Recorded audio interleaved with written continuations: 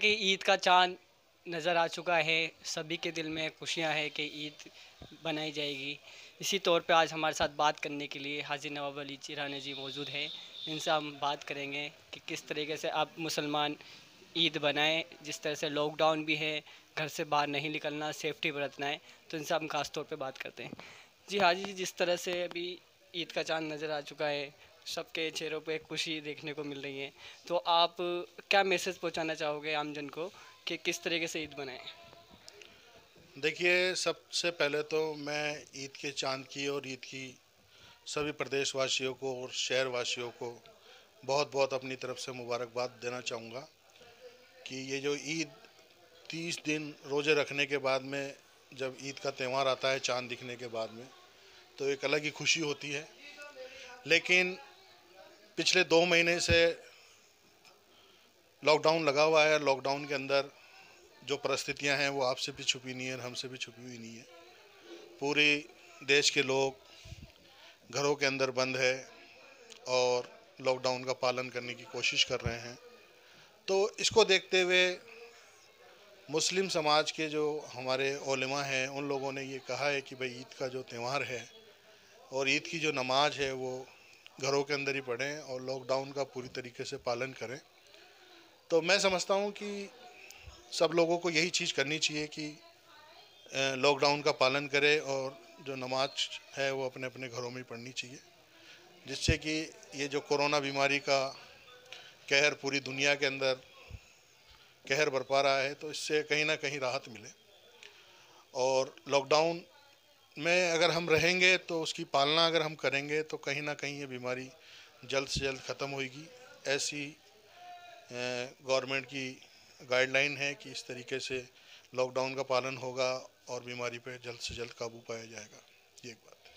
Sir, मैं एक बात बताना चाहूँगा, जिस तरह से लॉकडाउन रहे, अपने घरों में रहें, ये अच्छी बात है और काम की तरह से लोग बाग कर भी रहे हैं। पर कई ऐसी स्थिति होती है कि उनके पास खाने के लिए कुछ है ही नहीं, फिर वो रोडों पर उतरते हैं इस तरह से। तो उसके लिए सरकार क्या कर रही है, और आप जैसे समाज के जो काम करते हैं, आप लोग इस पर क्या कर रहे हैं? देखिए, समाज के में जो 2 महीने से लॉकडाउन है और जो लोग मजदूरी करते हैं उनके लिए तो बहुत परेशानी का कारण है। आप और हम लोग पिछले 15-20 दिन से और 1 महीने से ज़्यादा का समय हो गया उसको चीज़ को हम पूरे हिंदुस्तान में भी देख रहे हैं पूरी तरीके से कि लोग जो है एक एक स्टेट से दूसरे स्टेट 1200 किलोमीटर 1500 किलोमीटर पैदल जा रहे हैं। कई लोग रास्ते के अंदर उनकी मौतें हो रही है। और ज़्यादातर आज हमें ये देखने को मिल गया कि हिंदुस्तान के कितने लोग जो एक दूसरे स्टेट के अंदर काम करते हैं और वो जो मजदूरी करते हैं वो किस परिस्थिति के अंदर अपना जीवन यापन कर रहे हैं। और इस लॉकडाउन की वजह से उनको खाने पीने की चीज़ें मुहैया पूरी तरीके से नहीं हो पाई। उनको कहीं ना कहीं मतलब सुविधाएं पूरी तरीके से नहीं मिल पाई। तो इस कारण से उनको अपने अपने एरिया को छोड़ना पड़ा। जहां मान लो कहीं फैक्ट्री पे काम करते थे या कई कल कारखानों में या कहीं भी वो काम करते थे, तो वो 1 महीने से ज़्यादा जब समय निकल गया और पूरी तरीके से उनको सुविधाएं नहीं पहुंचने लगी तो वो लोग परेशान हुए कहीं ना कहीं और उन्होंने यही देखा कि घर जाना ही जाना मुनासिब है। इस परिस्थिति के अंदर उन्होंने अपने घरों का रुख किया और रुख करने के बाद में आपने और हमने सबने देखा कि पूरे हिंदुस्तान के अंदर लोगों की लाइन लग गई, पूरे हाईवे जाम हो गए और किस तरीके से पैदल जा रहे हैं। कोई अपने साइकिलों से जा रहा है, कोई रेलगाड़ी बैलगाड़ियों से जा रहा है, कोई ऊँट गाड़ियों से जा रहा है। जो भी साधन उनको पैदल या कहीं भी कोई ट्रक की कोई व्यवस्था हुई तो इस तरीके से वो जा जाके अपने अपने घरों पे पहुंचने की पूरी तरीके से कोशिश की। और लॉकडाउन के अंदर सरकार भी अपनी तरफ से पूरी कोशिश कर रही है कि लोगों तक सामान पहुंचे। और जिस तरीके से प्राइवेट संस्थाएं हैं वो भी अपनी अपनी तरीके से आप और हम सब शहर के अंदर देख रहे हैं कि कहीं ना कहीं अपने अपने तरीके से कोई खाना पहुंचा रहा है, कोई कच्चा सामान पहुंचा रहा है, किसी भी तरीके से कोई राहत पहुंचा रहा है। हम लोग भी पिछले 2 महीने से लगे हुए हैं। हमारे पास से जितनी मदद हो सकती है लोगों की और हम अपने तरीके से पूरी तरीके से जो ज़रूरतमंद लोग हैं उन तक अपनी कच्ची सामग्री भी देने की कोशिश कर रहे हैं। हम रोज़ाना 100-200 लोगों को अपनी तरफ से देते हैं, और उसके बाद में कुछ बना हुआ कुछ खाना होता है तो वो भी अपनी तरफ से दे के आते हैं। तो ये सब लोग अपने अपने तरीके से, जिस तरीके से कहा जा रहा है कि हिंदुस्तान में मतलब एक दूसरे का हाथ थामो तो कहीं ना कहीं मदद मिलेगी, तो इसी तरीके से हम लोगों ने भी, हमारी जो पूरी टीम है, हम लोग हमारे घर पे कच्ची सामग्री को एकत्रित करते हैं, अपने बाज़ार से लाते हैं, उसके बाद में उनको अलग अलग तरीके से पैकिंग करते हैं, फिर शाम के समय भी देते हैं। कहीं शहर में कहीं भी आवश्यकता पड़ती है और कहीं भी जयपुर शहर में हमारी आवश्यकता पड़ती है तो हम वहाँ जाके वो सामग्री वहाँ पहुँचाते हैं। सर, एक पुलिस की एक महत्वपूर्ण ड्यूटी होती है, तो आपके एरिया में आपको किस तरीके से लग रही है, पुलिस कैसे सहयोग कर रही है और जनता पुलिस पे किस तरह से सहयोग कर रही है? देखिए, मैं सबसे पहले तो एक बात बता दूं आपको कि पुलिस महकमा जो है वो एक कोरोना योद्धा के रूप में पूरी देश के अंदर काम कर रहा है। जिस तरीके से डॉक्टर या सफाई कर्मी, और एक पुलिस का एक अलग रुख देखने को हमें पूरी देश के अंदर मिला है कि पुलिस का हमेशा लोग ये कहते हैं, पुलिस को गालियां देते हैं या पुलिस को भला बुला कहते हैं, पुलिस सही तरीके से काम नहीं करती।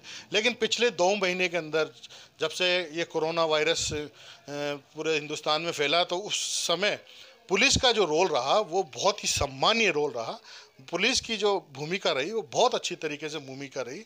एक मिलिट्री के हम जब हम मिलिट्री को सम्मान देते हैं तो आज हमारे दिलों के अंदर, पूरे हिंदुस्तान के दिलों के अंदर पुलिस के प्रति मान बढ़ा है, सम्मान बढ़ा है कि पुलिस ने इस लॉकडाउन के अंदर पूरे देश के अंदर लोगों को जोड़ने का काम किया। पूरे लॉकडाउन के अंदर जो लोग बीमारी से दूर भाग रहे थे और पुलिस प्रशासन के लोग रोडों के अंदर, जिस तरीके से जयपुर शहर के अंदर बीमारी फैल रही थी तो वो उस बीमारी के क्षेत्रों में अपनी पूरी ड्यूटी निभा रहे थे, अपने घर बारों की चिंता नहीं करके वो पूरी तरीके से अपनी ड्यूटी निभा रहे थे। तो ये पुलिस के लिए हमारे मन में बहुत सम्मान है। जिस तरीके से हमारे क्षेत्र की बात है तो हमारे क्षेत्र के माननीय SHO साहब सज्जन सिंह जी बहुत एक्टिव हैं, पूरे क्षेत्र को पूरी तरीके से संभाला हुआ है उन्होंने, और वो अपने तरीके से सब लोगों को पुलिस मित्र के रूप में उन्होंने अलग अलग क्षेत्रों के अंदर एक टीम बनाई है और वो टीम भी वो सक्रिय रूप से उनका काम, उस काम को देख रही है। और हम लोगों का वो सहयोग जहाँ भी महसूस करते हैं तो हम लोग वहाँ बिल्कुल उनको पूरा कोऑपरेट करते हैं हम पुलिस को। और पुलिस प्रशासन का रोल, मैं ये सम्मान से कहता हूँ, इस बात को गर्व की बात है कि पुलिस का जो रोल इस लॉकडाउन में रहा पूरे हिंदुस्तान के अंदर, क्योंकि पुलिस के प्रति लोगों की हमेशा नाराज़गी रहती है और हमेशा सम्मान की नज़र से हम देश की सेना को देखते हैं। लेकिन इस बार जो लॉकडाउन हुआ इसके अंदर हम सम्मान की नज़र से एक चीज़ और देखने को मिली, वो है पुलिस महकमा। मैं कोटि कोटि धन्यवाद देना चाहूँगा कमिश्नर साहब को और पूरी जयपुर शहर की पुलिस महकमे को, जिन्होंने कि पूरे क्षेत्र जहाँ जहाँ कोरोना का कहर रहा और उन लोगों ने अपने पूरे तरीके से मतलब पूरी मदद की लोगों की। जहाँ सामान नहीं पहुँच रहा था उन्होंने सामान भी मुहैया करवाया और जहाँ उनकी ज़रूरत महसूस हुई उन्होंने पूरी तरीके से उन लोगों का सहयोग किया। कोई दिक्कत नहीं। तो सर, जिस तरह से अभी ईद का चाँद नज़र आया है, सबके चेहरों पे खुशी नज़र आ रही है और सब ईद बनाने के लिए तैयारी भी कर रहे हैं, तो क्या गाइडलाइन है आपकी तरफ से? देखिए, गाइडलाइन तो ये है, मैंने आपको पहले भी कहा कि ईद हमेशा सर्वधर्म हमारे देश के अंदर जो माहौल रहता है, चाहे दिवाली हो चाहे ईद हो, तो ईद का जो त्यौहार होता है वो पूरे धर्म के लोग, सब समाज के लोग सामूहिक रूप से मिलकर मनाते हैं। लेकिन चूंकि इस बार कोरोना का कहर पूरे हिंदुस्तान पे और पूरी कायनात और पूरी वर्ल्ड पे है, तो ईद का त्यौहार बनेगा ज़रूर।